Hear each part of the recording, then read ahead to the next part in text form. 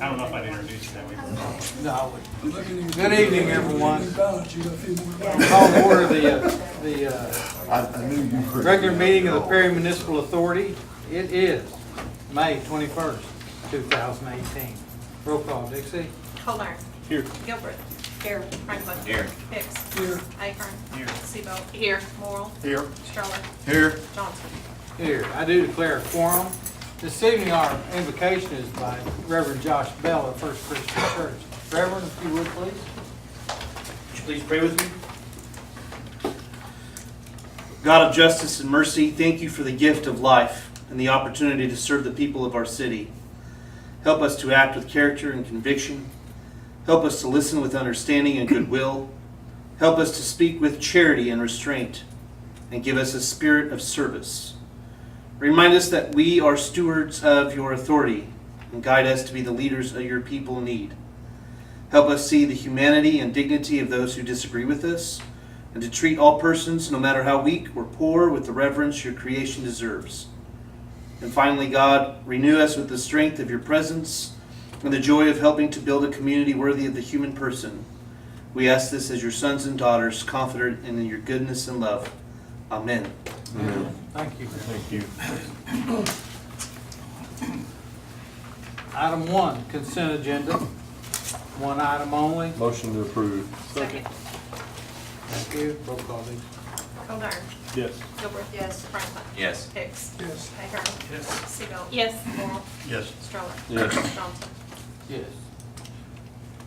Comments from those assembled concerning the authority this evening and its agenda? Any comments? Seeing none, we move on to item number 5, proclamations, commendations, reports, and inquiries by the governing body. Anyone? Seeing none, we'll move on to item 6, new business. Any new business needs to be brought before the authority this evening? Seeing none, item 7. Motion to adjourn. Thank you. Second. Second, roll call, please. Colburn. Yes. Gilbert. Yes. Franklin. Yes. Hicks. Yes. Ahern. Yes. Seabolt. Yes. Morrell. Yes. Stroller. Yes. Johnson. Yes. Thank you. I do declare a quorum. Consent agenda, Oh, no, concern. no, we haven't called roll yet. We have it? No, that Oh, was we just called roll for- That was closing the other meeting. I call to order the regular meeting of the City Council, City of Perry. It is May 21st, 2018. Excuse me, roll call, Dixie. Colburn. Here. Gilbert. Here. Franklin. Here. Hicks. Yes. Ahern. Here. Seabolt. Here. Morrell. Here. Stroller. Here. Johnson. Here. Item 1 is consent agenda. It has items A through I. Like to discuss any of those separately, just name it in a motion, please, or have a motion to approve as presented. Motion to approve. Second. Motion second. Thank you. Roll call, Dixie. Colburn. Yes. Gilbert. Yes. Franklin. Yes. Hicks. Yes. Ahern. Yes. Seabolt. Yes. Morrell. Yes. Stroller. Yes. Johnson. Yes. Item 4, comments from those assembled. Anyone in the audience? Yes. What do you have, Ms. Sharon? Just a reminder to everyone. Oh, Kayla Shrum, Main Street of Perry. Thank you. Good. Just remind everyone of the upcoming kickoff Mingle on Main. That will be this Thursday on the east side of the square. It's a new location to utilize some maybe underappreciated areas of the square and just see how it goes. And we'll have live music. We'll have the Bill Rotter Quartet there providing music. We'll have 3 different food trucks and lots of little activities for kids. And so, great evening just to get out and hang out on the square.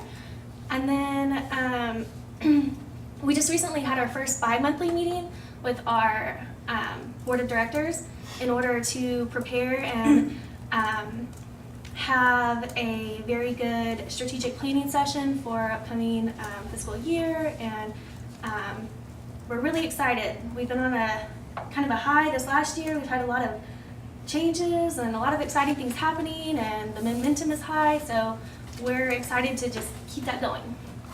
So, that's it. Thank you. You're welcome. Everyone get that Thursday is food truck night. Is that what we're calling it? Or Mingle on Main. Mingle on Main. Right. But if you just want to think food trucks, just think food trucks. Mingle on Main, we'll mingle. Item 5, proclamation, commendation, reports, and inquiries by the governing body. Yes, Sir, I would offer a commendation and a job well done to the staff of our cemetery. It is looking excellent. thank you. Thank you, sir. I have a proclamation that I'm going to sign tonight, and it is called the Run for the Fallen.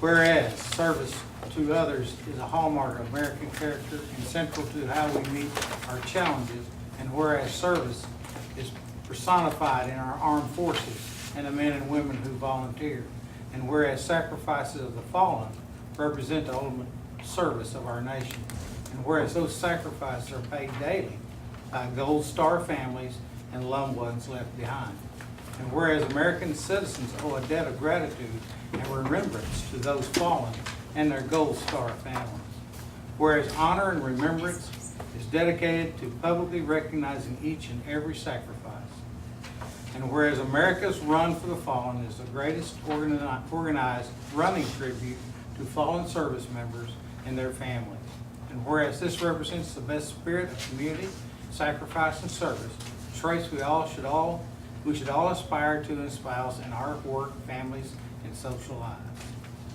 Therefore, be it resolved that I, Gordon J. Johnson, Mayor of Perry, Oklahoma, do hereby proclaim May 29, 2018 as Run for the Fallen Day in the city of Perry, and encourage residents to recognize the positive impact of such an event and the sacrifices of those remembered, and to honor Gold Star families. This will happen at our memorial at the county, we're on the county property in the square at the Korean Monument. I think it's going to be about 3 o'clock in the afternoon. They'll have the runners will be making Perry as part of the run from San Diego to the Washington D.C. So it is quite an event. They'll be spending the night here in Perry, as a matter of fact. So if you can be around town that time, it'd be great. That's it for me. Anyone else? We do recognize and humble ourselves to the service others have made, especially those fallen in the act of that service. We'll go on to item 6, City Manager Report and Monthly Update. Thank you, Mayor. First of all, I'd like to thank the Malzahn Family Fund for their generous donation of $8,221.50 for the purchase of 3 Panasonic Tough Books to replace the current Tough Books that are sort of going on the fritz for our firefighters. Really do appreciate their generosity. Work is about to wrap up on the Birch Street, the 11th and Birch Street project. They were doing just a little tweak today, that now they move on to Jackson Street sometime this week. Also, last week we received the completed Phase 1 environmental site assessment from Terracon. This involves 2 of the properties that we have currently on our books that we have available for sale. The 128 acres, that's the South Industrial Park, and then the 22 acres, that's the North Industrial Park. By doing the Phase 1 environmental site assessment, it allows us to go to Locate OK and put that on their website for site selectors. That's hosted by the Oklahoma Department of Commerce. That goes out on the MLS all across the country. So that's a little extra that will get what we have out there. We have 128 acres, really good flat land. The result of both of the studies is that they found nothing that troubled them, and they didn't see at that time to go to a Phase 2 or Phase 3. So that's good news for us. If you've been by the old lumber yard, the former Kendrick property, you can see that it's beginning to come down. They started with the east building, and it just came from there, so they're making good headway. These things were not on your city manager messenger, I don't believe, so a little extra on from there. Any questions? Thank you, Your Honor. Thank you, Larry. Any questions for the City Manager? Seeing none, we'll move on to our financial officer. Mr. Major. Just have in your packet the budget and the report says that April 30th. Honestly, there's really not that much exciting going on for me to report. Sales tax is continuing to stay above our projection, which was always good news for us. As a matter of fact, we're probably getting, I'll kind of allude to it maybe some future items, but we're probably going to try to at least maybe budget flat for next year and potentially not take a full 10% haircut, maybe a 5% haircut on sales tax next year, just because otherwise we're going to cut ourselves down even lower than what we've had. I think we've kind of found a bottom on sales tax, and hopefully we'll only see increases coming from there. Hotel motel tax had a great bounce back this month, 18,140. So that's an $18,000 number is what we need in hotel motel tax. So we were back there this month. As far as expenses directly within any of the departments, everybody's really running pretty good. Hate to tell the police chief he's doing all right, but even he's within his budget at this point in the year. So We're all shocked. it's always my favorite department to talk about. Let me just say that. But no, really all the expenditures within the general fund are in line. As far as utilities go, and inside the PMA, we're going to see some pretty significant increases in our electric revenues in the next 2 months. We're going to tell you what, it got hot, and by the way, the air conditioner was out this morning in the back half of City Hall, and that was not exactly the most comfortable place to be. It's been out for a few weeks now, but I got to experience it this morning. And so, but knowing how warm it was in that building, I can tell you electric cells are going to be up for this month. Just inevitably, whenever it gets warm like that, it cooks everything. So we'll see that. We'll see continued jump in water also because of, it was dry this year, and we have gotten some rain, but good Lord could send us a little more, and I don't think anybody's going to complain. The rest of the expenses really are in line. Nothing that jumps out that I would want to draw your attention to specifically. So if you have any questions, I'll be happy to answer them.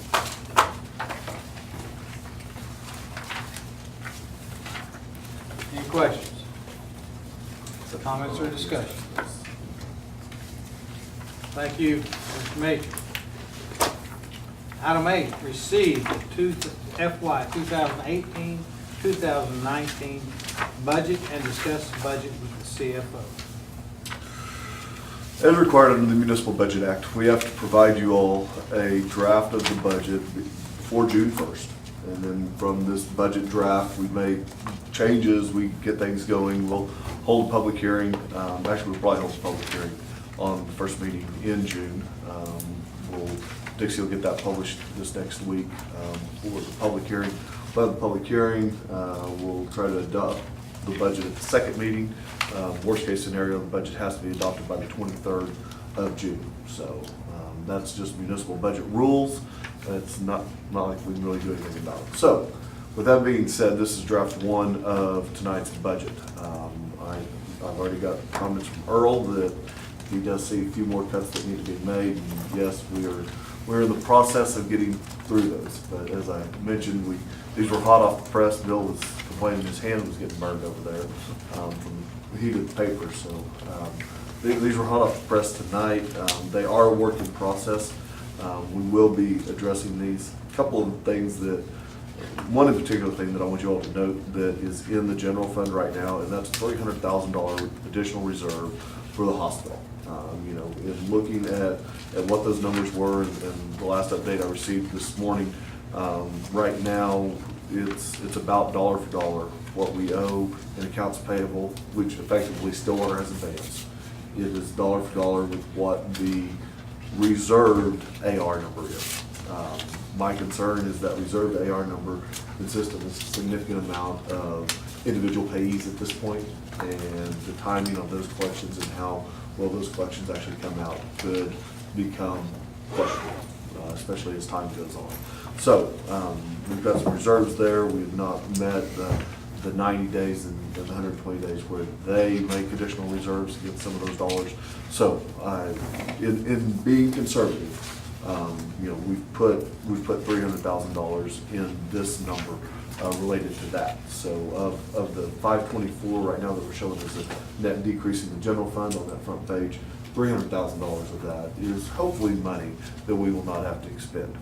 We already have 150 set aside, so I'm getting us closer to what that is. We'll pull that number down each month as the collections come in and as we see what that really is. So that won't necessarily be a known loss, but in budgeting, we need to restrict fund balance. I can either go in and restrict it now and take it out of the beginning column, or I can leave it in the operational part of the budget and take it and amend it as the year goes on so that we know exactly what that number is. So that's one thing that we've chosen to do.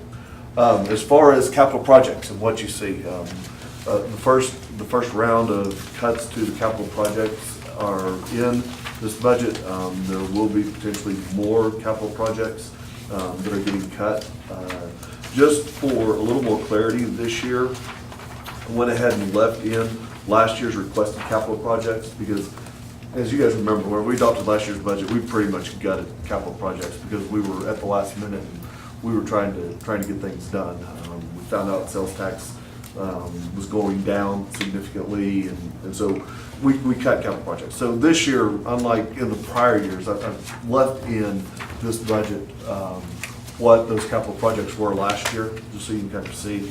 And then it's likewise what was requested this year, and then what the final column, which is the most important column for everybody as far as looking, is the far right column, which is what is included in the budget by department. So those pieces are there. As far as increases go, health insurance is in this budget with a 4% increase in the cost of healthcare. In looking at the options and in looking what's out there, you know, if we choose to go with the Stillwater Medical Plan at $1,000 deductible, which is a better deductible, we're effectively going to end up with the self-insured health plan.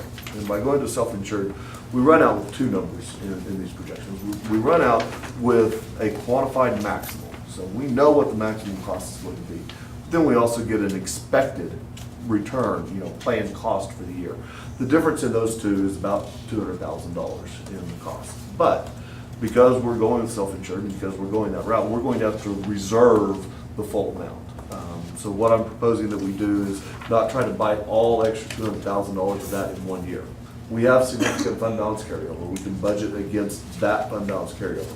But over the next 3 years, I want to work in that $200,000 so that we have that built into our numbers. So if we ever do end up hitting that expected, or the total maximum cost, we already have a reserve set up. Once we get that reserve fully funded, each year all we'll have to do is just fund the difference into it. So we might go a year and not even reach the maximum, you know, and then whenever we do that, we're money ahead. But I've got to get us to the point that we have that reserve. And so instead of trying to bite the bullet all in 1 year and take on all that cost into one operating budget, what we're doing is this year we're budgeting about a 4% increase into the budget. So, you know, we're going to baby step our way, you know, put a little bit in this year, we'll put a little in next year, we'll put a little in the following year until we get to that 200,000. We'll see where it comes about. We'll see what happens going down that road. But that right now is the game plan as far as that goes. There will be. We've got to go back through. If you're looking at the personnel piece, that piece is still a work in process. Right now, it's a 0% increase as far as salaries and wages go. So that number is built in at 0 into this budget. We did have the union meetings and we've had those pieces, so we've got a couple of pieces to talk about there and what we're going to be able to come back to you all as a recommendation. I can tell you right now, with all the capital projects and looking at this, and guys, I look at the front sheet and I really add the general fund, the utility, and the airport fund. Those three operational funds together. When you add those three together, we're $1.2 million of them. I've already told you $300,000 of that is directly related to the hospital. Take that number out, we're still $900,000 off of where we would be at a 0 number as far as that goes. The sales tax right now, I've left in at our traditional 10% haircut. You know, as I mentioned, we'll probably pull that back, but it's about $75,000, almost $80,000 on that. You know, so we're still an $800,000 number away from what you all traditionally have been willing to accept and adopt as a budget. That, at this point, that's still significant cuts and significant changes. Now, one thing that I'm gonna say is right now, there are no utility rate increases in this budget. I mean, this is flat without changing any rates, on any electric, water, sewer, trash. So if that would be a possibility, or if that would be something you guys would entertain, we can build that into the next draft of the budget. But as far as conversation goes right now, it is set at 0%. So, questions, concerns, thoughts? I know you guys are just getting to draft one. I know Earl wants another $1 million cut out of these numbers to make him happy. But other comments from you all that we ought to know and this isn't Russ's budget. As always, I'm bringing this to you from the management side. You know, so if there's some direction you all want to give, we would love to have that direction as we move forward. Where are we on our rates? It's been some time since we've compared them to other communities. A water and sewer, or water and trash is probably lower. Yes, we're showing the 50 on water and trash. Our electric, we're still in the top 10. Yeah, I knew that. But Earl's done a little bit of analysis on it, and it's not as bad as top 10 sounds, right? I mean, Perry's rates and Stillwater rates surprised me. Perry is considerably less than Stillwater on electricity. But we make up for it on the water and sewer, where Stillwater's lagging behind on ours. So is the total a wash then? But it's not as near as big as I keep hearing from the general public.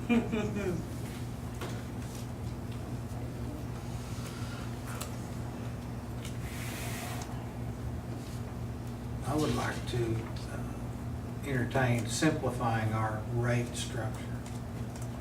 It's, what, 9, 10 different rates we have? And I just don't see any need for that. We could have one commercial rate, one rate, industrial rate, and a residential rate. And that'd be it. Go from 10 pages of rates and descriptions to 1 or 2. Very complicated. I don't know how the ladies at the front desk make out the billing, depending on what's going on. It's just crazy. And that structure, and I believe we can look at it and probably save money there. We also learned of a couple numbers. And that's, if, you know, we're currently having phase 3 of the sidewalk project design. You know, basically from Brahms to the baseball park. And, at least our idea, that is a critical part of, getting folks out to, where we'd like to get folks out to. We've got the architect designing that right now, because you've authorized that design for phase 3. And I spoke to him today, and he said that our local match would need to be $175,000 with a $700,000 state grant for that. We also spoke about the Safe Routes to School grant, which is a free grant if we get it. 100% construction is free. I think it's 25% cost for doing the engineering. And we talked about going down Locust out to the school. The other thing is what we talked about at our last meeting, and that's phase 3 of our sewer project. And we told you about how important that that phase 3 was between the Streller line and, which that's what we're calling it now. Unless you tell me we're not calling it that. And the improvements to the water pollution control plan. And, you know, I think we figured out just basically that you could do that plus pay the local match on the, on phase two that we had. You had that at $4, right? Yes. For 1.5 million. You know, $4 if we placed, you know, we already have a $6 adder, and that covered phase 1 and 2 to the sewer. If we added a $4 adder, then we could fund phase 3, and we could fund that portion of phase 2. That's with a loan. I mean, there'd be a loan involved unless you wanted to. I mean, if you kiddied up the money, it'd take you a very long time. But if you wanted to substitute the money that you're using for phase 2 and then use that for something else, we determined that money was the higher vote money on the street tax. The essentially $600,000 left there, which, you know, originally we talked about doing, you know, other things. We do have some economic development obligations that we've kind of entered into, including underground electricity and, you know, some stuff. And then, you know, and then there's always talking about the next project and having enough money to help with the next project on the next land. So, you know, and you really can't borrow, you know, it's difficult to borrow for that kind of money. But I would just, you know, I would encourage you to think about finishing that master plan. You know, you commissioned it. It was prepared. Blaine says that this will knock out, you know, what you commissioned him to do. It will knock it out if we do it all, and we're within. Phase 2 is in progress. Phase 2 is with the CDBG grant. Yes, we haven't started it. We've applied for the money. We do have the engineering done. And then, you know, phase 3 is going to be engineer a headworks and Lift station. and I lift think that's station. phase 4. That was 4. Was that up to 4? Okay, well, So we were trying to determine at the last meeting whether we wanted to do 4 or 3 first. is what we Well, discussed. 3, yeah, that's right. I got my numbering wrong. But 3, you know, we went out for that CDBG grant on grant 3. with, and you know, you can't change that. You can't change that with the CDBG grant. It's not like a NOTA grant where you used to kind of be able to change I it. thought we talked about we could. We can't.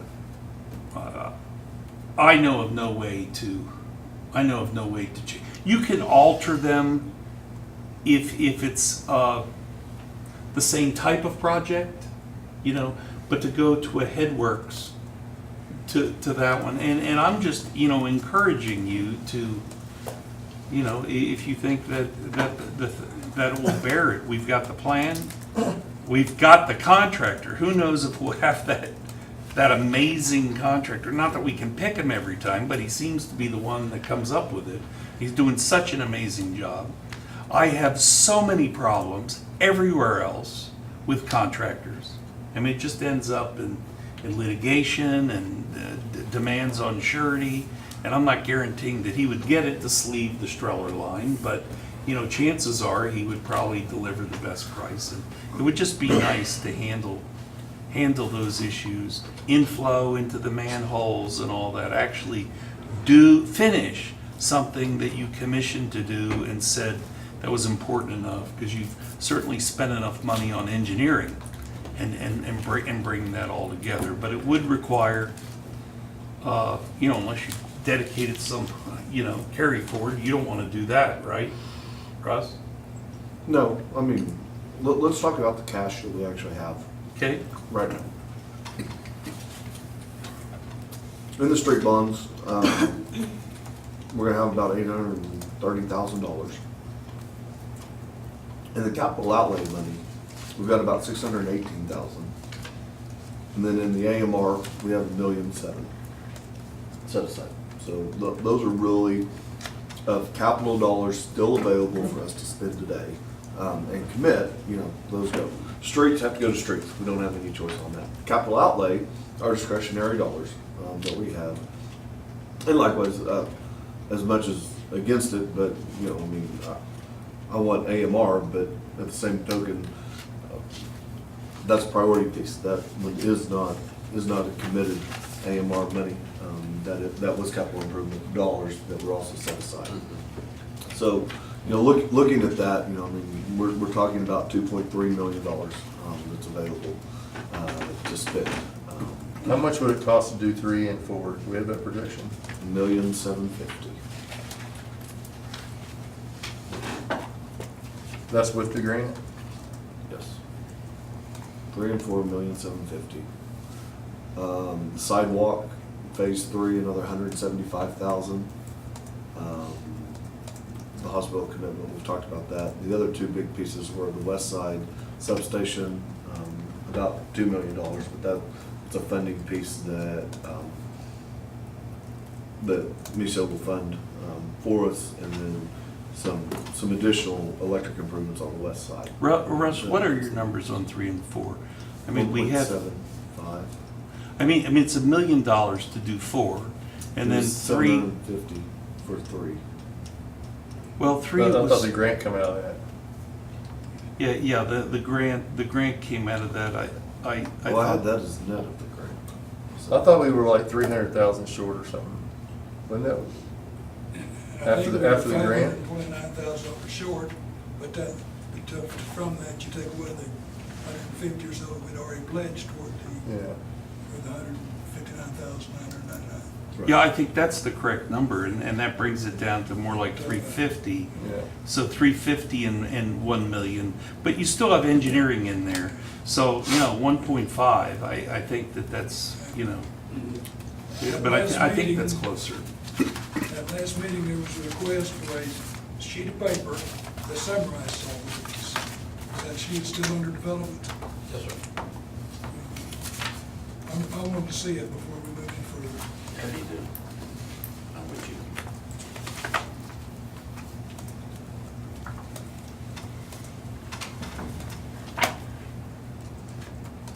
Comment about the substation. We're not quite there yet on our demand, so that doesn't fully justify one yet. But even after we reach the point that we're ready, it's about a 2-year project to get one online and operating. That's the reason I was asking for a study, an engineering study. So That way we can project where we're gonna be. So we're still gonna have to keep that substation on the list, but recognize that it's gonna take a little more growth before we have to trigger that. What's a little more growth? We're at 18 and 22 is the max as far as Load. demand on load on existing station. So what if we add in that dealership out there?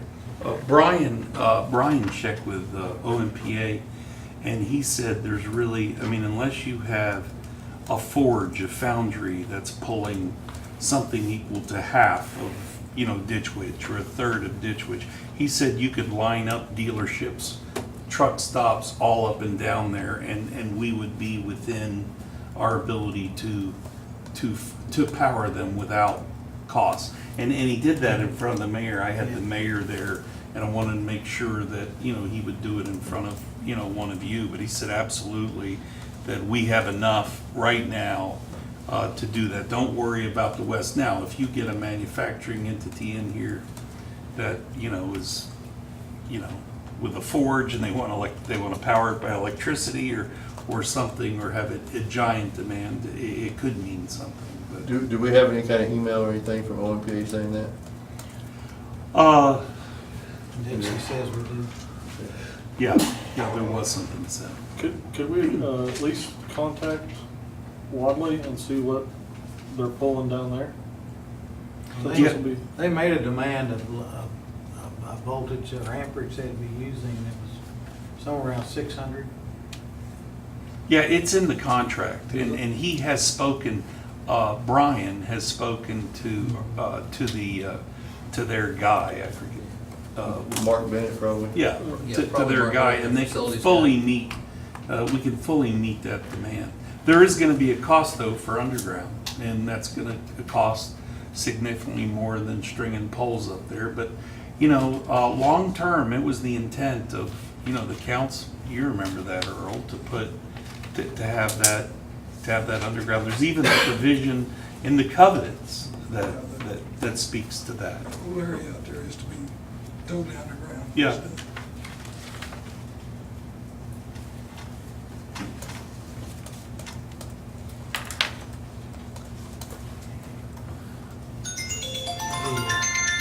communications with OMPA were, when Seth Watley's crew asked for the load that they wanted, that's what precipitated Brian going to them, get their engineer to speak to us and address that issue with the current facilities we have. It's not something we want to not plan for, not try to put money back for, or get this ready at some point, select society. Well, if you have an industrial park, that's the thought, you know. You have an industrial park for industry, but you can't provide electricity for it. Like it's just- The deal is, we can. Not if you have a big industry, you can't. Okay. I'll try and get a car manufacturer to come out here. See if they can. Well, we're trying to be serious here, Woody. Yeah, I know.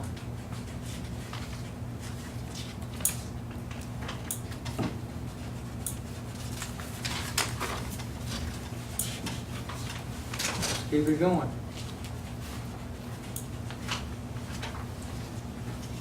Well, I'm with Earl. I like to see some numbers on the sewer projects.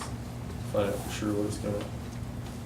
I agree. I sometimes, we go through here approving payments for these contracts, and I see, and I get lost in what we paid, when we paid, and how many payments we've made.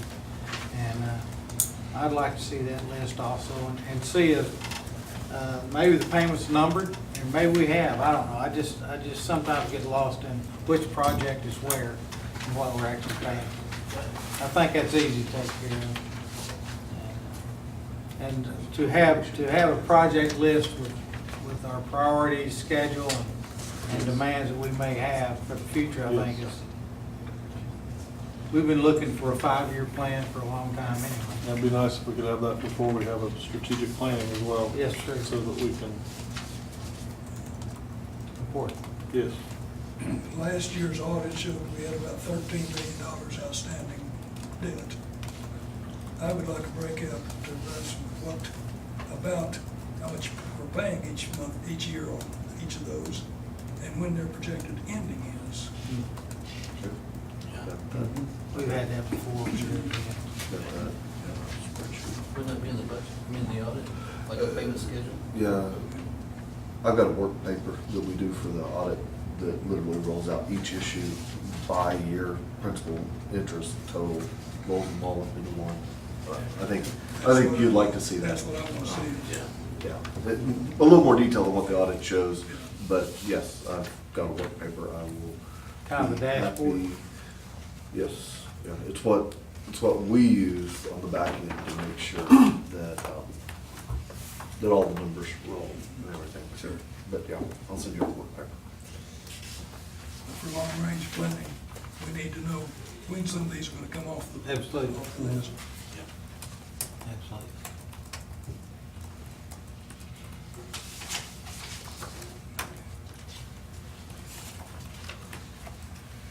The big one's probably water, isn't it, Russ? Yes, the biggest one is the water. Is it 26, I followed think? Is it 26? by 28, and then, but we have, you guys see these numbers each month, but if you'll look over here at the very bottom, this number, this $1 million number is the dollars of sales tax additional that we've collected on that 1 1/4 cent that we have not been able to prepay on the debt because of, I mean, it doesn't have a prepayment clause, so. So we've accumulated $1 million, so that will bring us down to 24, right now, or 26 based on payout, what's there. And those, it's continuing to accumulate about $100,000 a year.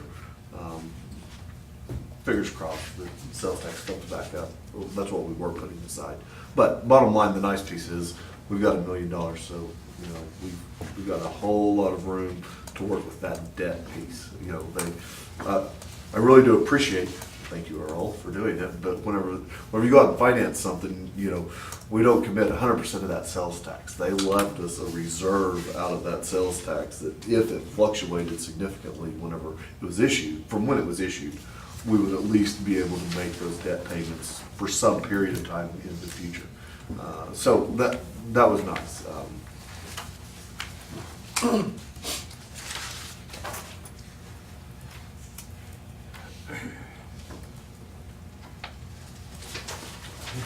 Any further comment, question, concern? Who's going to be putting all this together? Is it fall on Rusty's shoulders, or? Yeah, this guy. We'll do it. Do you have anything? Is the hiring freeze still in place? That was in that background of this also. It is, It was the last I knew, but I'm just asking. Well, yes, it is in place. It hasn't been rescinded. And it was actually approved in June 17th or something of last year. Thought it had been So- almost a year. Yeah, so, I mean, unless you rescind it or change it, it's still in place. Okay. Of course, you know, I mean, it also there are some positions, like dispatchers, those are the last two that we replaced, that if you don't replace them, then you don't have dispatching occurred. Right. You know, today, Larry and I discussed, you know, it sounds like more government, but it actually is good. And they used to do this in Enid. If Chuck was here, he'd go, Enid, but, you know, they did used to do this in the budget. They would authorize positions in the departments, okay? And, you know, salaries and benefits and all, and then there'd be a bottom line number, and that number would carry forward, and you know exactly what your personnel, you know, kind of what your personnel costs were. And those positions would be authorized, you know, so that if somebody left, you know, you could fill that. That's one way to do it, other than we kind of did it, you know, kind of on the back end. You know, I don't know if that's more work than it is good. About pre-charter, there was an attempt by the unions to try to get an actually successful attempt to get an ordinance provision that says how many firemen and how many policemen there should be. And I kind of gutted it by putting a provision in there, well, that's how many there should be, but unless the council funds it, you know, that isn't how many there should be. But that's in your code, both on the fire department and police department. Police is at 18 for officers, and then, you know, a bunch more for administrative staff and dispatchers and the like. But we never hit that, I don't believe, at least not in this millennium, perhaps in the last one. At one time, maybe we had that, but. So there's different ways to do it. The procedure in that resolution is that, you know, something comes vacant, that we email you and let you know that it's that important. And I suppose at that point, we don't want you discussing it, but if 3 people think we shouldn't do it, you know, then you would sign, or the mayor himself, or 3 of you would sign something and put that on the agenda. That's kind of what the current, because the rule is 3 people can put any item on the agenda, so you'd get 3 people and say, I want to put that on the agenda. You know, the other way probably makes more sense, but, you know, with each position you don't fill, that's where the money is. I mean, each position, I think I've heard Meredith say, is worth at least 50 grand, right? Yes. Yeah, and that's even, you know, not a high-paying position. So you can see with a little attrition, you can pick up some real cash if you know, if you can work with losing that personnel.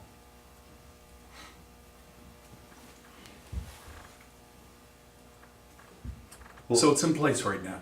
Okay.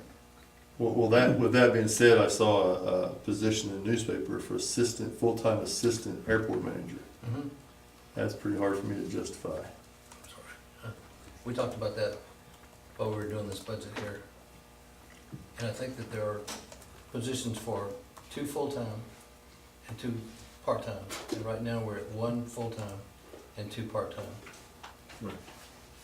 I guess what I'm asking, is there enough work up there to justify that many people at the airport?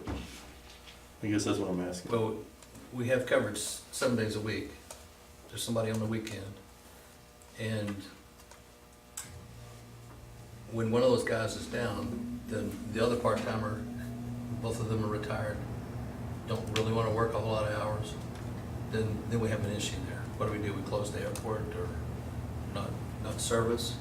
So that's the reason for that, because if we had someone that was trained and had experience in airports and wanted to be an airport operator, then that would be helpful to John as well. But would that pertain to our hiring freeze? I think it would be helpful for me if we had a definition of exactly what a hiring freeze is. In other words, if we lose somebody, you don't hire, period. If I lose an officer, I don't hire, and then we have an issue. So if we could say, that's the reason why I like the personnel authorization. How many officers can I have? How many folks in the street department? How many parks can I have? And we can even separate that down into seasonal if you choose. And then I have a better idea of what I can do. Didn't we not, when we put that freeze on, describe how we would work around that if necessary for essential Yeah. We personnel? got emails, we got correspondence. There's no correspondence before this ad went out. Well, we're accepting applications. It doesn't mean we have to hire anybody. Let's say I'm hedging my bet here that we're gonna have someone leave. And now I've got 2 people out there. It's no different than police. Starting to lose some folks here. Really concerned about us being able to provide some services in some departments. It's not just because I wanted somebody else, I will guarantee you that. But you have to have someone out there to keep the airport open Yes, sir. 24/7. Yes, well, we're not there 24/7, but we are out there every day. 7 days a week. 7 days a week. Okay. It would make sense to me to have, I mean, it's just me thinking, it makes sense to me to have an airport manager and a part-time guy. And then have maybe a third part-time weekend guy. But I can't hardly see, I mean, I've been around the airport most of my life out there, that we need 2 full-time, a manager and assistant manager. I don't know how far back we'd have to go to find out that we had that in the past. 3 people aren't enough to cover you for a week. Well, right now, there's, well, if you had this guy, there's 5. Even from So there's 6 a to part-time seasonal young man, high school kid. There's 2 older guys that are both wanting to quit actually, but they're still there. And then your manager. And this gotta be 5. But total up their hours and see where does that put you with 3 full-time versus 3 full-time people. Because our part-timers, in some situations, they've been really bumping the 32-hour. As far as each payroll, I mean, each week. Now that throws us in a situation where we may have to start providing benefits and stuff like that. Pardon? 29 hours. We get over 29. 29, it's average 29. It's average over the year. So you're saying, what you're saying is if you hire an assistant manager, they're gonna rotate their hours and one of them will be there on the weekends. Well, we have part-timers now, So why do you need to? because I'm gonna have part-timers during the weekend, during the week for the most part. And as we go along, we'll certainly adjust the hours if we need to.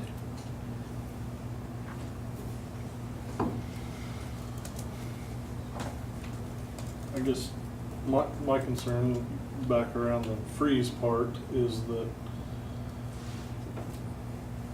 I don't know how if you're going out for applications already, how much time do we have then? I know we were supposed to, there was in that resolution, there was some kind of time frame, wasn't there, Bryce? I don't recall. Yeah, I think it was 5 days, wasn't it 5 days? Or 3 days, 3 days or 5 days? You know, he would, the manager would send it out, and then you had 3 days or 5 days to respond. And the response, of course, would be putting an item on the agenda to discuss, you know, because that allocation. I mean, what we're trying to get to is just, you know, keeping the budget, keeping Well, some things lid are on the tight budget. right now, so that, I mean, that's all it's about, is things are tight, and it was just so I wonder though if it wouldn't work better for you as well, if we, like this discussion we're having now, if it happened before we posted and gave us the ability to talk about it and come to a conclusion and then go from there. And that way, you also don't have people on the line sitting there that you've interviewed and that kind of deal, if it does become an issue. Is that doable? You know, the duty of the manager is, you know, to hire and fire. The duty of the council Sure. is to set the amount of money, you know, and Right. all we've ever done in the past is we've allocated dollars per department. And we've allocated them, well, it's been pretty Budgetary department. authority, You so can even it's department. transfer it the way you set it up. You could transfer it per department. We haven't ever taken those dollars and said, okay, personal services is going to be this, and these are the positions that are, you know, authorized that comprise that. You know, is that too much government? I mean, you know, maybe the answer is yes, when there's a lot of money. You know, maybe the answer is no when money gets tighter. You know, because that's. But it is a lot of government. But it's within your power to do that because you're in charge, you know, of the dollars, and you could even decide to cut dollars in any department, and our response would have to be riffing employees, because that's the power that you have over employees, not the hire, fire, recommend termination, but And that thing power wasn't on around dollars. hiring and firing. Oh, of course, Per se. of course. It was, I know. at that point, it's what position? You know, Right. like what dollars are we gonna put towards those departments is all I'm talking about. And if you had it that way, then you could have a discussion. You know, there's 1 full-time at the airport and 3 part-time. I would like to change that, but we've never done it that way. So, you know, I mean, Larry, we've never done it that way. So, but that's a way we could do it. Do you do that anywhere? This- No, right now, I mean, we adopt pretty much everywhere like we do here at the department level, giving the city managers or city administrators the authority to transfer within the funds, you know, so departments within the funds without actually bringing it back to you all. Now, we bring all of them back to you all here because that's just how we've always done it, but the majority of them just adopt, you know, at the department level, which is required by state statute. You know, you all at least have to adopt at a department level. So, you know, now, department level then breaks down to object level. The objects are personal services, materials and supplies, other charges and services. What Bryce is saying is we could restrict that down where it's at the personal services level. And you guys authorize $100,000 for this department, you authorize $1 million for this department, you know what I'm saying? And inside of that, we could tie that to positions specifically. You know, if you all wanted to drill in that part of that piece. Most of the time, I keep the salaries and wage schedule, you know, based on how we roll all those numbers up to the personal services number that you see.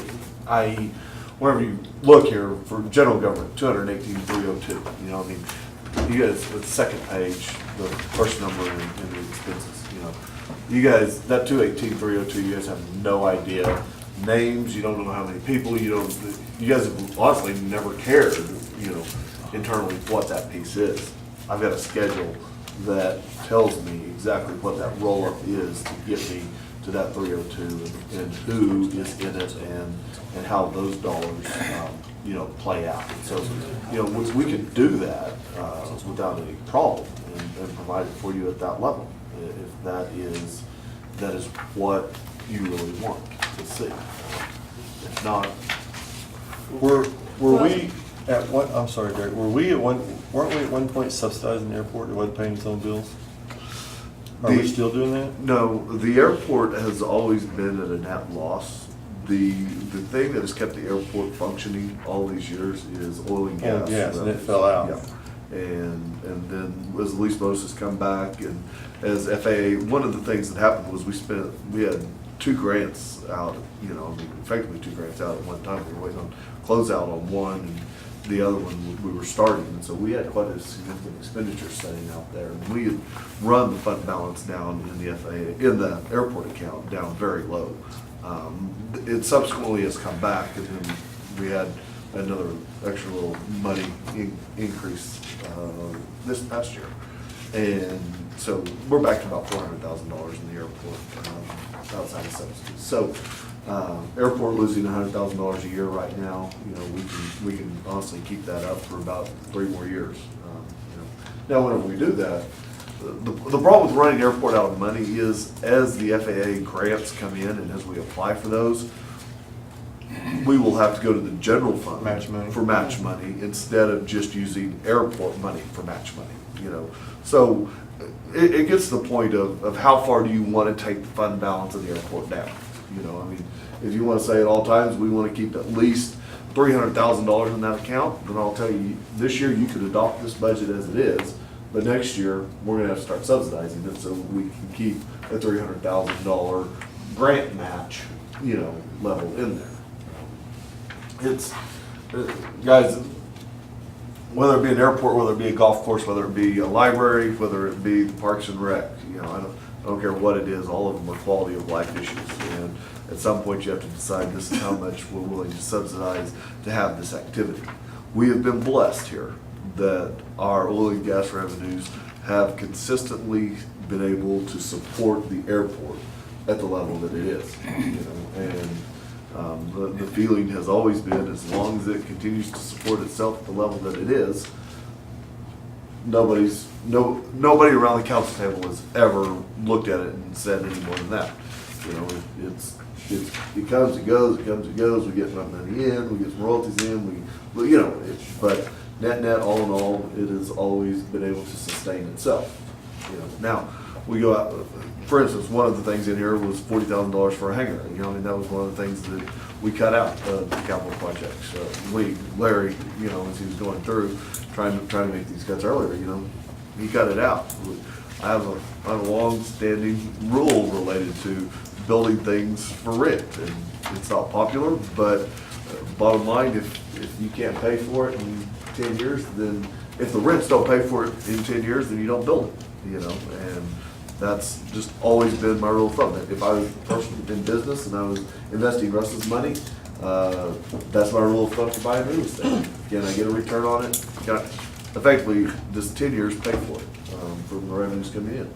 If 10 years doesn't pay for it, you don't buy it. And likewise, I'm not going to do something with the city money that I wouldn't necessarily do with my own money. And so I've kept that rule. Well, we can't go out and build $400,000 worth of hangars because the rent we're going to collect on those is about $4,000 a year for $400,000 worth of hangars. I've never been one to go spend our money that way, you know. And yes, we could, but what happens? So we go spend that $400,000. This isn't in the budget. I'm just using this example. We go spend $400,000 this year on hangars.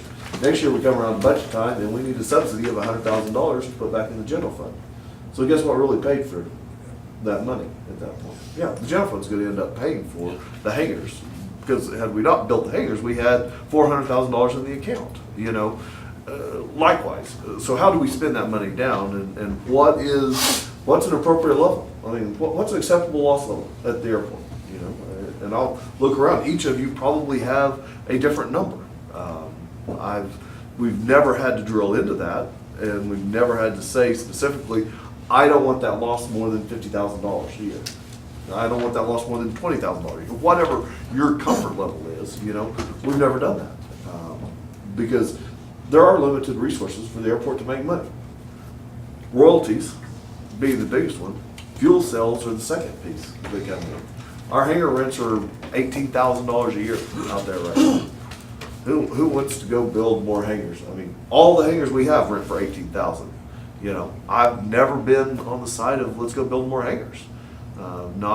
Not anywhere. You know, we will ground lease and you build your own hangar because we'd love to have you at the airport. We'll give you the area at the airport to have. But for us to go build the buildings and put the airplanes in, I've never been able to justify it in the back of my mind as a great use of our funds, knowing that we have taxiway rehab, that we have lights, that we have beacons, that we have all these things that we have to spend money on year in and year out. So Well, I personally don't want to be in the hiring and firing business from the council side. I want you to set a personal services budget for each department. As long as you stay within it, I'm happy. I do think that would work in some departments. Administration for one, City Hall. But how can you pin a particular number in water or fire or streets when we don't know what may be coming down? And to say, don't go over X, that what do I do? I not fix a water leak if I towards the. This is personnel. Where you can't fund your personal service running out, that's when you come to the council and Okay. make your case. At least that's just my feelings, but I don't know what the rest of the council. I agree with you because you talk about personal services and water and sewer, that's just the people to fix it. That's not fixing. I mean, that's not buying the materials. You're not gonna go hire an extra guy to fix a water leak. In the same way with your police department, I mean, if we feel like we're fully staffed, I mean, I don't see the city growing leaps and bounds in the next 5 years that we have to put on 5 more police officers. I mean, I think you should be able to get it somewhat close. Or cars. Put 'em in.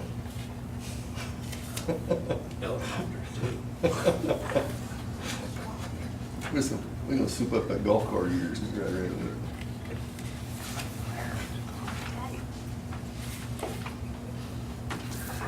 Patience Landing got that.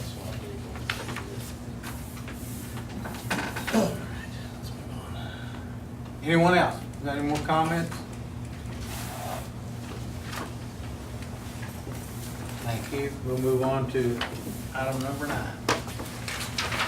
We need to discuss and set possible dates, times, meeting places, and topics for a strategic planning session for this council.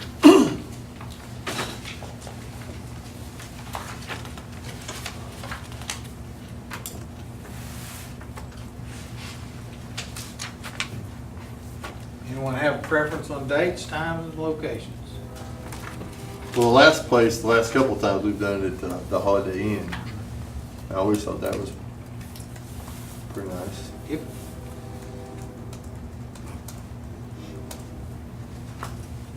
We could do it at the back room of the 611 Bakehouse and get some free bagels.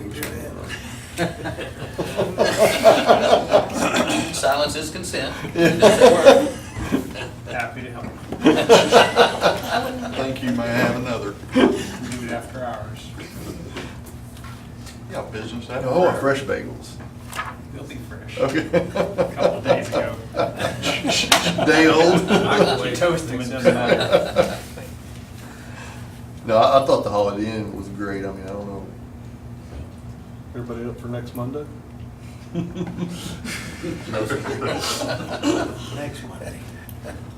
They'll just tell me what to do.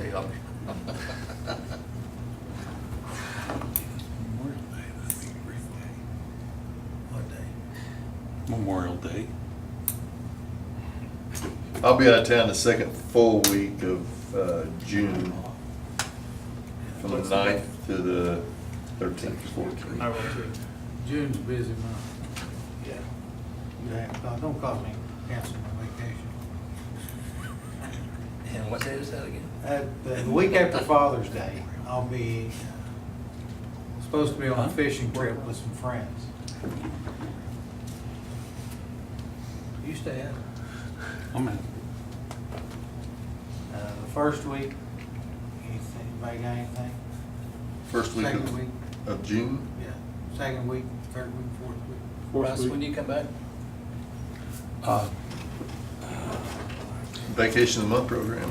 Yeah. Bryce, going again? Well, at some point it'll end, or I won't be working here. You'll be dead. I won't be available fourth week in June. The fourth week in June, I will not be available. I will not be either. In the first week in July, I won't be available. First. I'm available the 6th of June, which is a Wednesday. Back the 12th, 11th, 12th. The week before the Father's Day. Bill said he'd be gone the second week. I'll be the same week he's.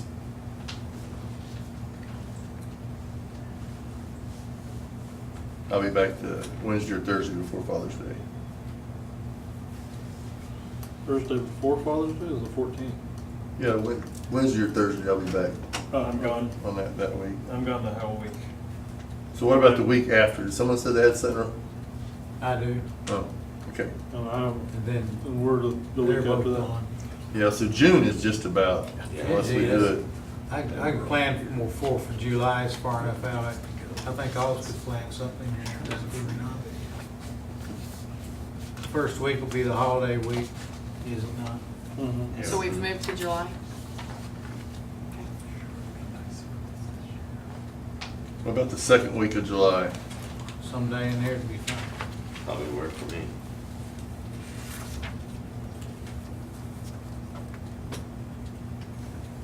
A Wednesday or a Thursday, Friday?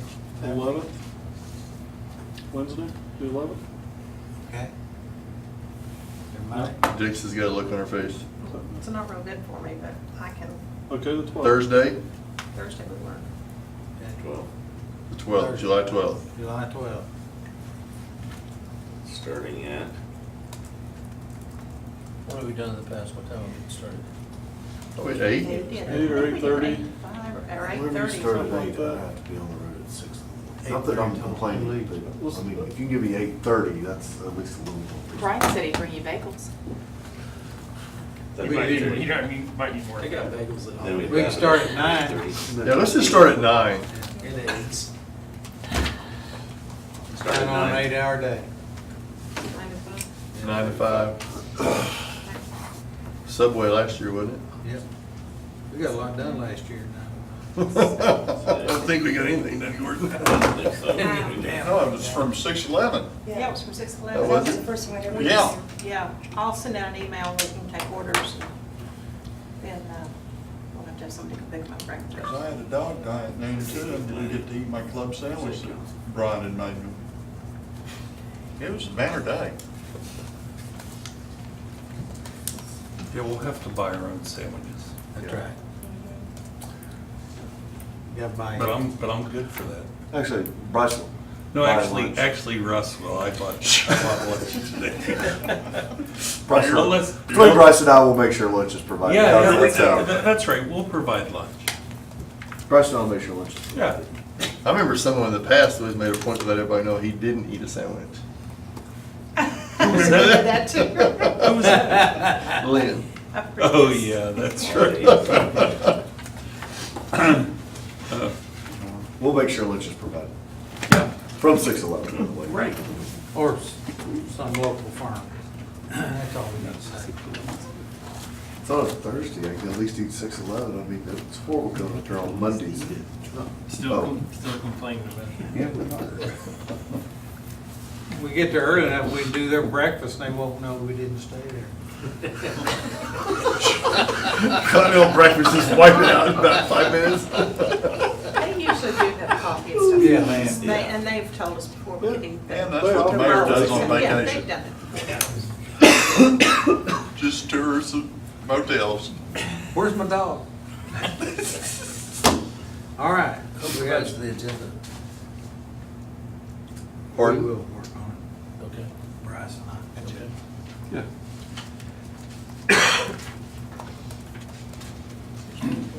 I would appreciate any input from anyone who has a topic though they want to discuss.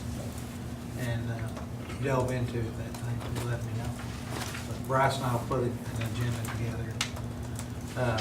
Try and get it together pretty soon, so if you can get responses to he or I, or just CC us. And one more time, July 12th at 9 to 5, right? Right. Holiday Express. Well, I'll have to call and make sure Yeah. that's available. If not there, we meet. We're going over to Meet on my the, second what's the floor. other, what's the other one Yeah. over there that won't sell us property? Comfort Inn, Comfort Inn, we go over and butter them up, maybe they'll sell. drink their coffee.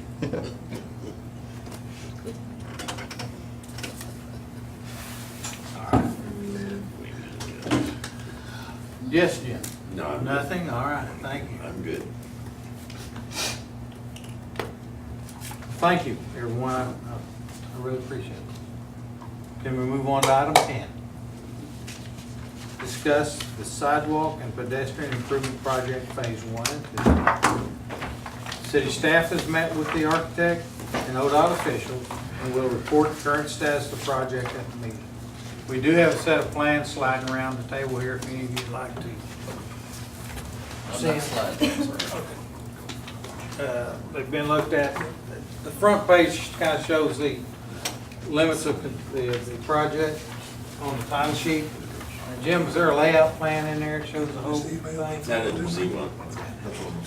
I didn't see one last time I read it earlier pretty quickly. But mainly a lot of details of sidewalks and things like that.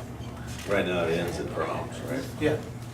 The one thing about it that is, I think, special is that we will have a spot on there where a person can stop, rest, and have water for themselves. And, So they have a water fountain type thing? yeah, there'll be water provided. Basically, I think it's gonna be where one of the houses were that was on the south side of Fur, where the old bridge is. We have an area in there we can sit, rest, cool off, whatever is needed. I think it's good for the employees who walk to work out there, or bicycle to work. I think it's really great for those folks. And- Plus the sign, the Welcome to Perry sign, that won the award that we never did. It's going up? Yeah, it's gonna be a part of this project, and it was the one that won the Main Street Award. But we're gonna have to bring it to you and have you look at it, but he's gonna incorporate that into it, and kind of at the beginning of it into Perry, and then lights. Yep. You know, lights that light down on the side. It will go from, not only go along Fur, but it's gonna go, jog around down 15th Street to the swimming pool also. So, we had it going on the west side of the armory, but we can't because that's flood prone area. And so you can't put improvements in a flood prone area. So we have to take it around on the front side of the armory, which I think is a good idea anyway. Provide a walking space there. That is not parking lot or driveway. So did we put the skate park in flood prone area? Yes, we did. But it was built. That's before you and I. Yeah, that's not our fault. But the skate park was built to be waterproof. Yep. It's not any wood structure on that at all. About 3 foot of water would jump off that skateboard thing into the water. It's not flowing fast, why not, I guess. But, there's the site plan, I see. But, I think it's gonna be a great feature. The division engineer at ODOT out here for Division 4, which is where we are with 9 other counties, Brian Taylor and his staff, his construction engineer and maintenance engineer, have pushed us to include phase 2. They want a lot more built on this thing, and our part of that is coming up down here a little bit more in the architectural or engineering fees. So I really appreciate Brian's efforts Read this right quick. and his leadership out at ODOT and through the department down at City, through Department of Transportation. So refresh me, what have we been approved? Phase 1 or phase 1 and 2? 1 and 2. And we already have the match money set aside for that, Russ? Yes. Yes, we've already done that side of it. It's coming out of the country. The first one came out of the street, the second one came out of the country project.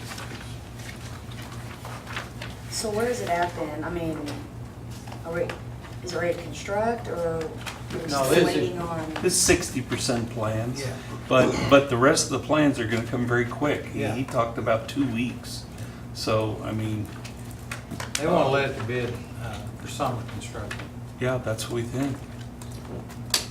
The only part we don't have set aside yet is phase 3, correct? Correct. Yeah.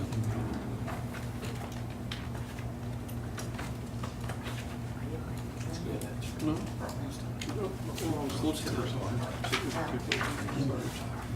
Y'all,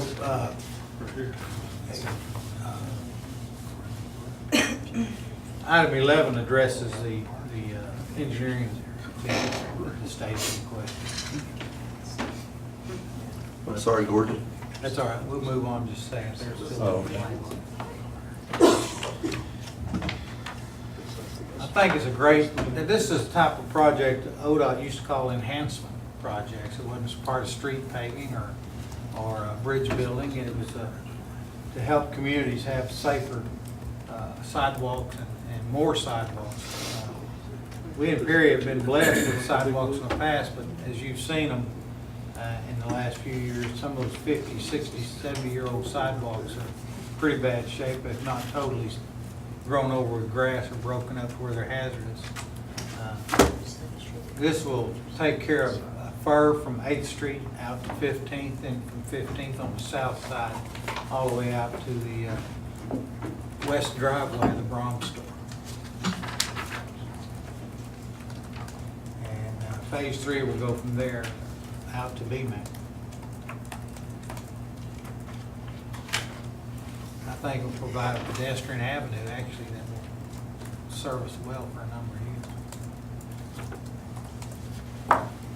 Item 11, consider approval of amended engineering contract funding agreement with Oklahoma Department of Transportation for engineering services involving Phase 1, Phase 2 EC 1819B, and design job piece number 3281506 in a whole, construction project number 3299204 in a whole. This was to facilitate the rest area, the drinking fountain area, as you might call it, and the realignment because of the flood prone area. Some of these expenses.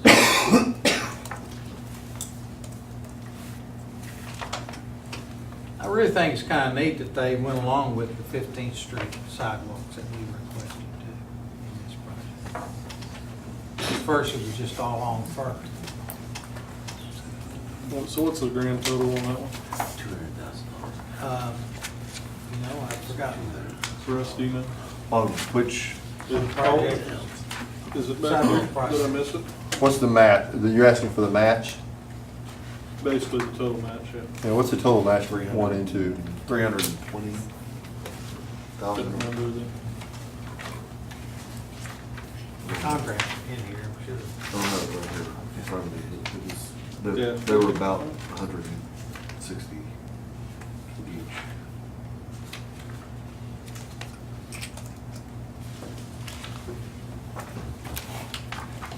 You go through the items 1 through whatever, on the back, 1 through 12, it describes the sponsors' funds provided and the federal TAP STP funds.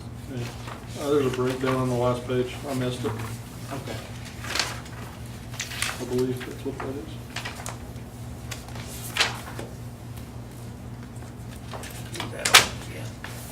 Yeah.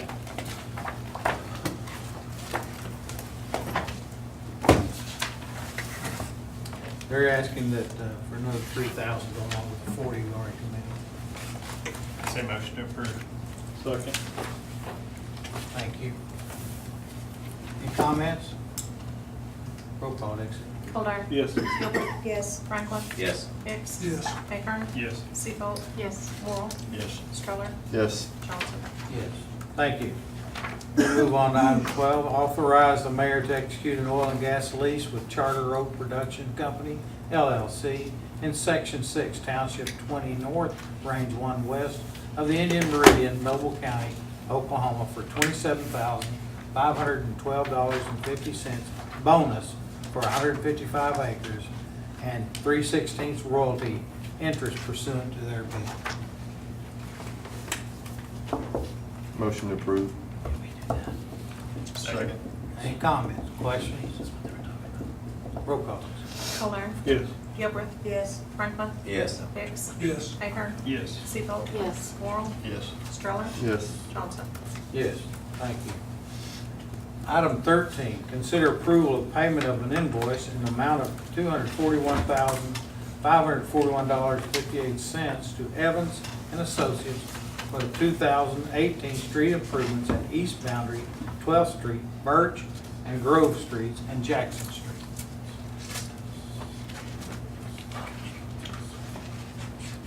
Y'all looked at the invoice on that on item 13?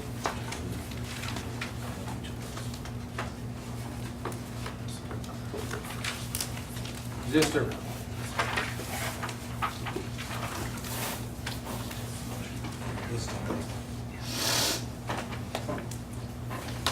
this is payment request number 1, is that right? Application number 1 for payment. Why are we paying for the Jackson stuff now? It's on. It's on there. If I understand this correctly, it says Jackson Street quantities and. Yeah, is there any That's, percentage done? Is it engineering? Oh, yeah, okay. I was looking at the first column, not the, okay. It's good.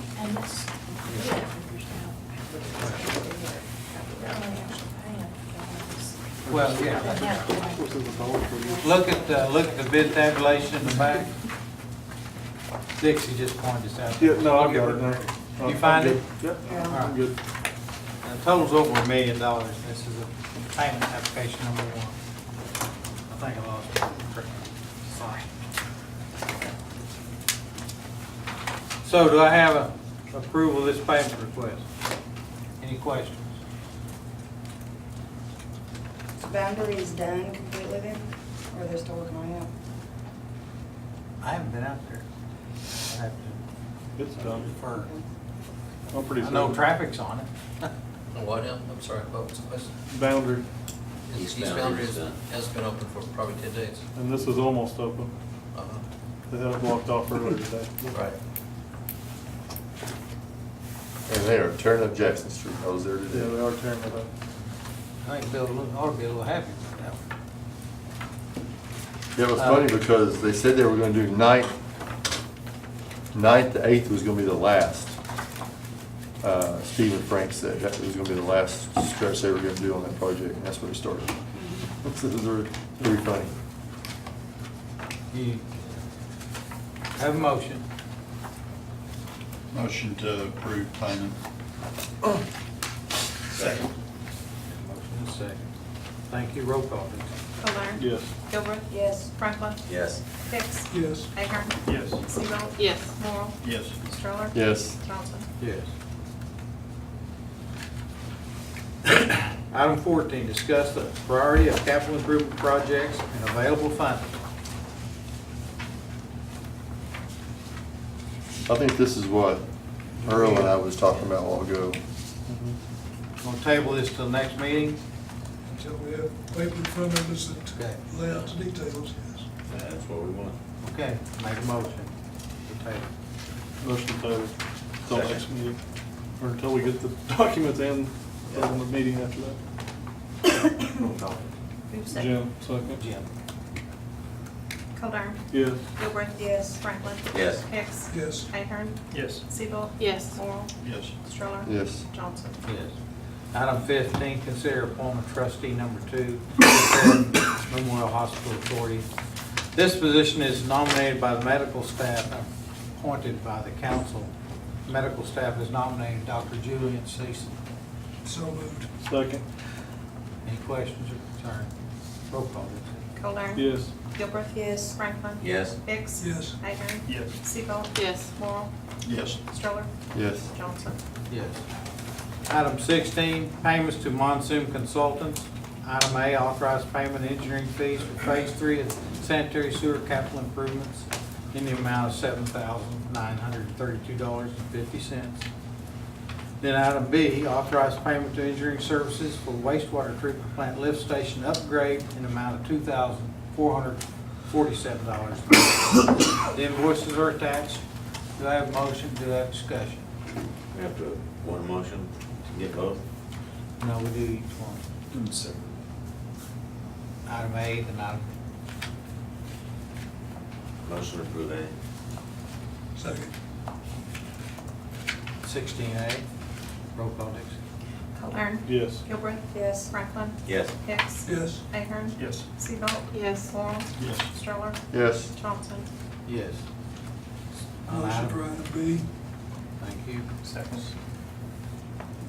Roll call, Dixie. Colern. Yes. Gilbert. Yes. Franklin. Yes. Hicks. Yes. Ahern. Yes. Seabolt. Yes. Morrow.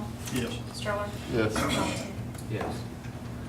We'll move on to item 17. According to the city manager contract, employer shall annually review the performance of the employee in May or June of each successive year, subject to the process, form, criteria, and format for the evaluation, which should be mutually agreed upon between the employer and the employee. Dixie sent out some forms for us to review and make comments on. Did we get any of those back, and did you bring any samples? The samples are there. In your packet. All right, just making sure we didn't have any. And I Any more heard changes? heard back from about, I think, 6 of you. Okay, cool. Y'all looked over this, and is it agreeable to you as a council? We've got 3 different forms here. Let's pick out one. All right.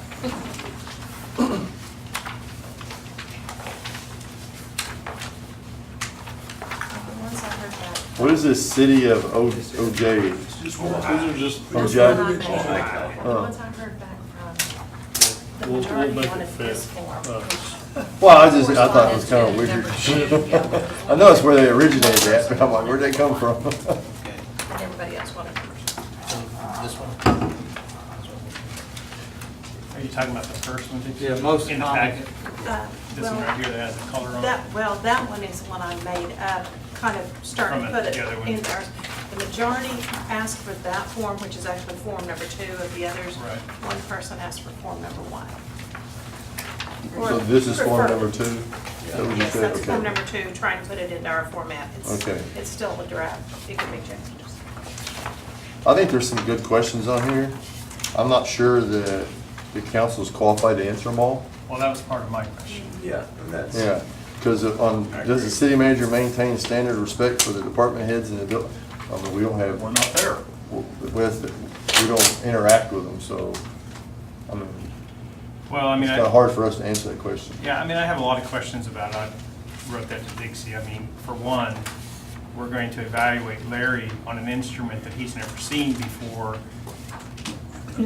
That's really not a fair process. That's like telling me, well, sure, Brian, you're going to be evaluated on coffee, but by the way, you're also supposed to keep the alley clean. You can't evaluate people after the fact. He has to know in advance what is important and what are the anchors and those kinds of things. I mean, I'm not saying we don't evaluate Larry, because I know Larry wants that and we need to provide that, but I think we have to be very careful about whatever form we do, because there may be things in here that Larry didn't even know that was, I don't want to say part of the job description, but a priority, a focus, whatever that may be. And I would say the same thing on the city of Ojai. Oh, hi, whatever. I do like, In California. yeah. That's the first problem. I do personally like the rating system there, whether it's 1 to 10, 1 to 7, whatever, because it provides some very specific description for people. We all know that evaluation process is very subjective. And we're human, and it's always going to be subjective, but the more anchors, the more description you can put in there, the more likely it is to be objective. So I guess I didn't see that when Dixie sent it out, because I was okay with that first, well, I guess it was Form 2. It's the one in there now that has color on it. But when you look at the top of the ratings, I mean, you rate somebody as a 1, it's unacceptable. But what does unacceptable really mean? And at least this form, the OHI form, provides some guidance to that. And Shelley, you can probably speak to that as well. I mean, you have a background in HR, but if I have to rate somebody as outstanding or excellent or poor, I want to know a little bit about what does that really mean, so that we're closer to the same page. It's still subjective. Exactly. But, I mean, those are some of my biggest concern really was that we're going to choose a form, we're going to evaluate Larry, and Larry may not have even know those were focus areas over the past year. That's a built-in unfair process. So You can't evaluate, if you're going to evaluate me at the coffee shop, then let me know what's important to you. Taste of your coffee, the physical structure itself, my interactions with my employees. But don't come in next year and say to me, oh, by the way, you didn't get the painting done in the back of the building? I didn't know. Do you see what I'm saying? I mean, that's really, again, Shelley can probably address that, but you really need, the person who's being evaluated needs to know what they're being evaluated on, and they should be allowed the opportunity to self-evaluate Or themselves. it makes it too abstract. Yeah. I agree. I've never seen an instrument that we've used that I liked. Yeah. I mean, Well, I haven't either in my life. I've yet to ever see one. Well, I mean, a person in Larry's position, I mean, there are a lot of evaluation forms out there, but the most effective one probably for somebody like Larry, who works across not only, multiple departments, but he works with the council, he works with Main Street Perry, he works with Ron Drake, he works with consultants, he works with engineers, is some type of 360 instrument where you actually ask people to evaluate him in the capacity that he is interacting with them. I cannot rate Larry on how he interacts with the department heads. You can't do that. Yeah. I might hear something randomly, but that's not a fair process at all. You heard it. So, The best people that can do that are the department heads themselves, who are allowed to legitimately and anonymously, if they so choose, to evaluate him. And there are instruments that allow it. I'm not trying to make it complicated, but I don't feel comfortable myself evaluating a lot of these areas, even though I know that we're responsible for ultimately providing Larry with an evaluation. On any one of the 3 forms that we were Yeah. So what is provided. your suggestion for this year? Then? Well, I think my suggestion is, obviously, we have to provide some type of evaluation. It's in the contract, and we should do it. I just think that we have to be very careful about what that evaluation looks like in terms of the kinds of feedback that we give back to Larry. If we're not satisfied with some part of whatever it is that Larry is doing, he should not be held accountable for that, but we should discuss that with him, and that should be part of next year's evaluation in terms of his development plan or his growth or whatever that may be. And that's what I was getting to. Yeah, yeah. Since we didn't define anything to begin with, we need to set a baseline. Sure. By setting that baseline, have you ever signed a job description? Pardon? Have you ever signed a job description? Have you ever seen a job description? A job Of your description. position. There's the contract and there's what's in the charter. Okay. And to be very honest, they're both very vague. Okay. Well, in my personal opinion, it would be, let's set forth a job description that you actually do and you agree with, and then build your evaluation off of that. Because if you're agreeing to the job description, then you build your evaluation based on Right. The job only thing I've description. signed is the contract. Yeah. And like I say, I'm they're sorry, both very vague. I thought you were done. This has nothing to do with Larry's evaluation, but last year we were at this point exactly, trying to develop job descriptions for the entire city workforce. That's right. And it got thrown in the trash can, in my mind. I will tell you that as the opportunities present themselves, we do go back to the format and try to really Yeah. bring up to date and professionalize a job description, so they're all looking, so, Well, so. We We're hired getting there. we hired a person last year, and she got like 3/4 the way through it, goes, oh, I'm taking another job, see ya. A lot of them did get done. Huh? A lot of them did get done. Yeah. Well, did the city manager get it? No, that was I done. actually thought the city manager one was done. Are you sure you haven't signed one? I haven't seen one, That was, but look back in your files, and if I did, you know, I had. that was all done with Senior the vote. intent of going to a performance-based evaluation Right. system. Exactly. And I still think that needs to be a priority. And we can discuss that at our planning session. Yeah, we need, Definitely. I think this would be. All this position. So where do we go from here? Can she bring the job description to the next meeting? If it does exist, and let's decide where to go from that job description. And if it doesn't, bring some examples. The job description you feel like you actually do. Okay. Good with that. It's gotta be fair and accurate. Well, my job is to serve.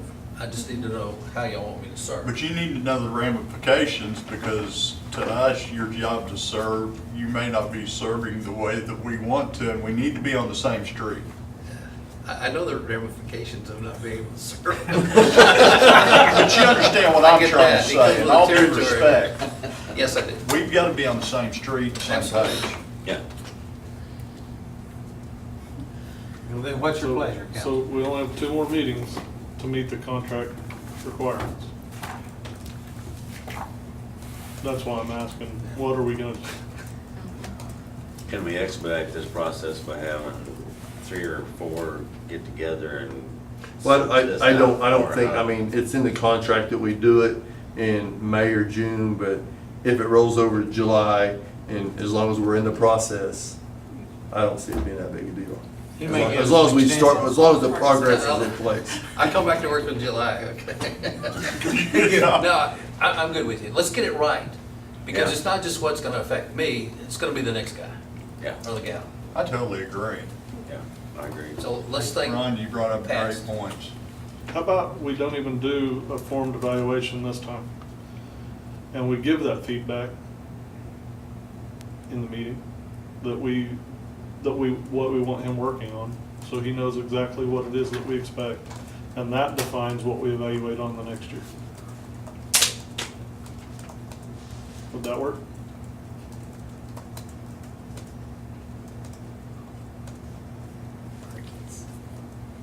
I think we need to put together a description. Well, that, we use that to build the description and the form that we use going forward. Okay. Let's see, first of all, let's see if there is a job description that maybe Yeah. you signed, or Yeah. didn't sign. or Yeah. something. Let's just see where we're Might have at. had a senior moment. you know? And I tend to agree with you. We always build upon what we've done in the past, make it better. Okay, have we addressed that there with satisfaction? Your satisfaction? Continue talking. Any new business? None. Item 19. Motion adjourned. Second. Roll call, Dick. Kumar. Yes. Gilbert. Yes. Franklin. Yes. Hicks. Yes. Ahern. Yes. Seymour. Yes. Laurel. Yes. Stroller. Yes. Thompson. Yes.